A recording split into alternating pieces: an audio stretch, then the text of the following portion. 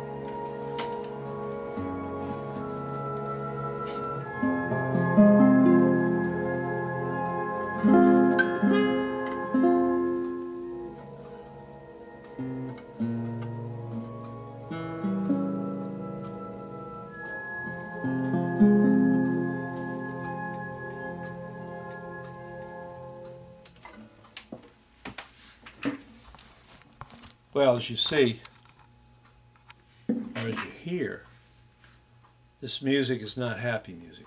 This is the introduction. It's loosely based on a sonata form. There is an exposition.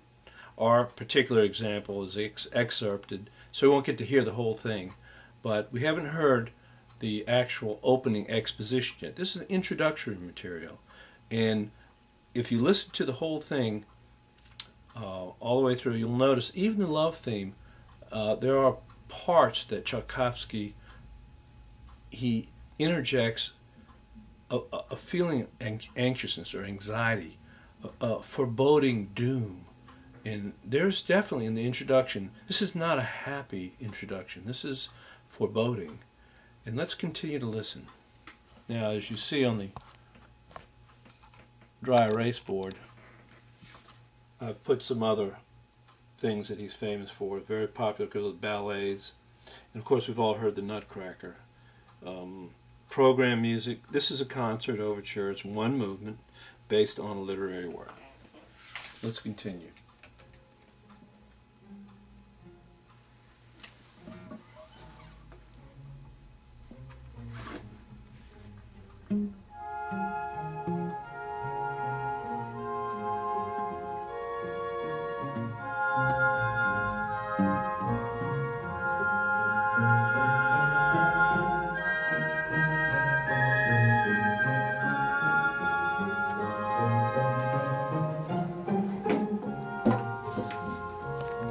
Listen to the strings. Boom, boom. They're pizzicato, plucking the notes. They're not bowing, but they're plucked.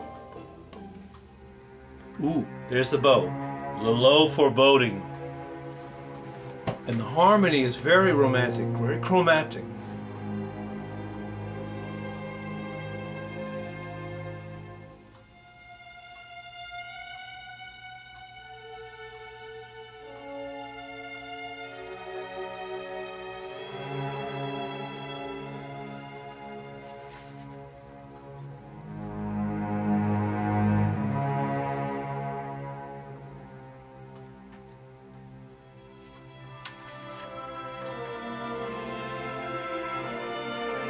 This is a little bit of sunshine.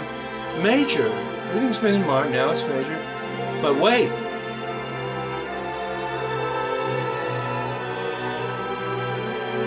It turns dark. Especially big minor chord. Goes back.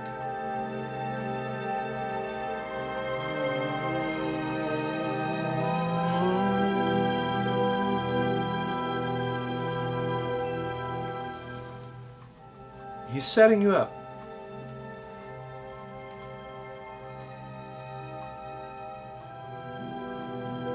You hear the harp? It's a romantic period instrument, new instrument.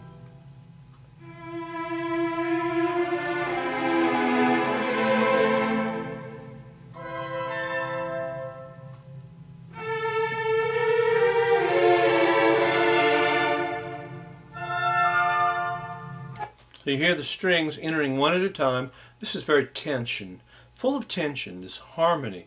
Believe it, that when they talk about it in the book, if you read about harmony, dissonant and consonant, very dissonant, the resolution is into the minor.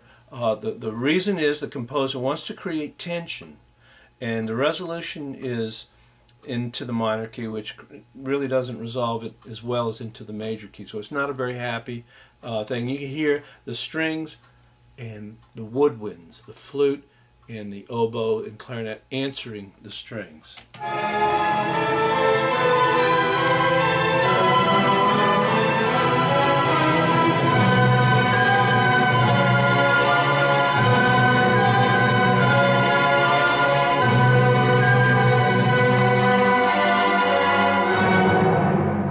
Kettle drum.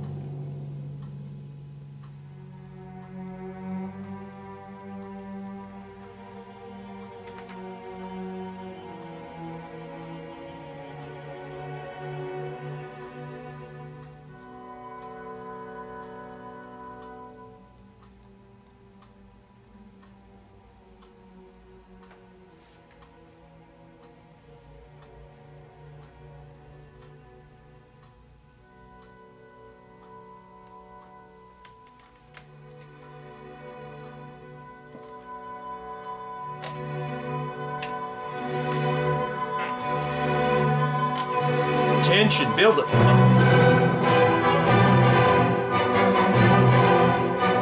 Okay, right here, I hate to interrupt it. This is the street fight.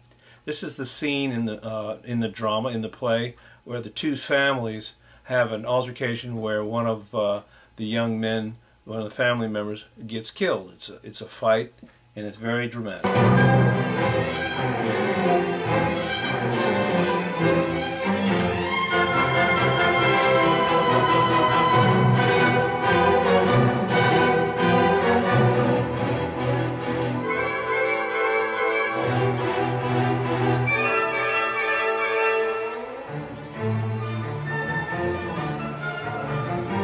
You hear the imitation?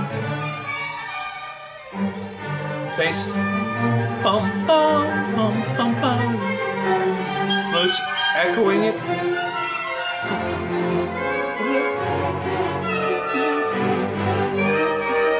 Lots of dialogue going on.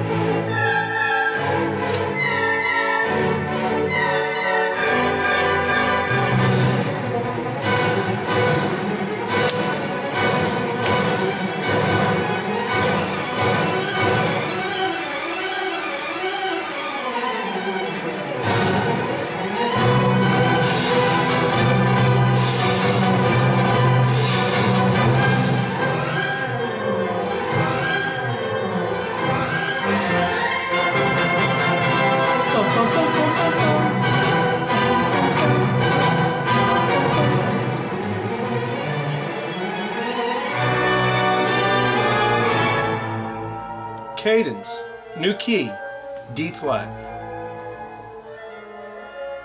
So we've heard the hymn, the Friar Laurence's theme, we've heard the foreboding theme, and we've heard the street fight theme. So these are thematic musical themes composers using to depict characters and events and feelings. Now we'll going to another theme. See if you can guess. Quiets down. Modulation.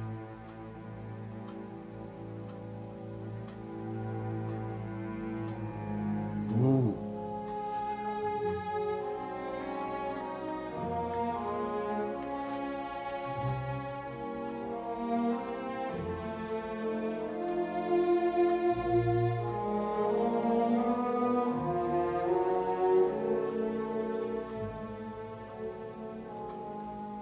Retard.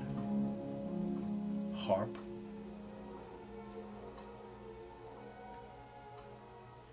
Do we get a glimmer of hope? Do we think things are going to be okay? There is love. In fact, Romeo and Juliet, it's about love.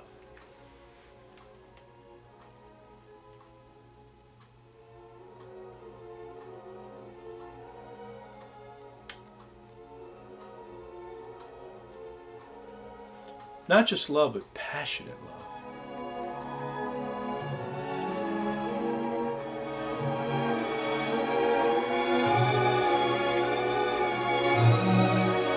Waves, waves washing over you, ecstatic, passionate.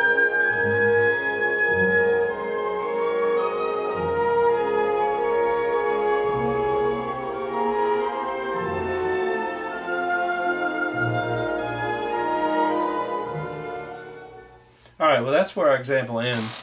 And you can see that Tchaikovsky is using the drama, he's using the already in your mind, since the audience already knows about Romeo and Juliet, they've all read about it, they're familiar with the theme, he's using that as a structure to hang his musical ideas on.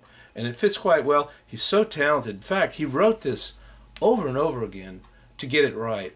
He knew what he wanted, but he also had some help from a friend, another Russian composer, and I can't pronounce his name, Baklarev, I think that's his name, Mikhail Baklarev. Anyway, that's of little importance. The important thing is that you hear the themes, and how the themes are romantic, how they fit into this idea of the period that we're in right now, the Romantic period, because we're getting ready to head into the 20th century, and the next lectures that we have are going to be of the 20th century. And yes, we are out of time, so this lecture will probably be split into two, and I'm sorry about that.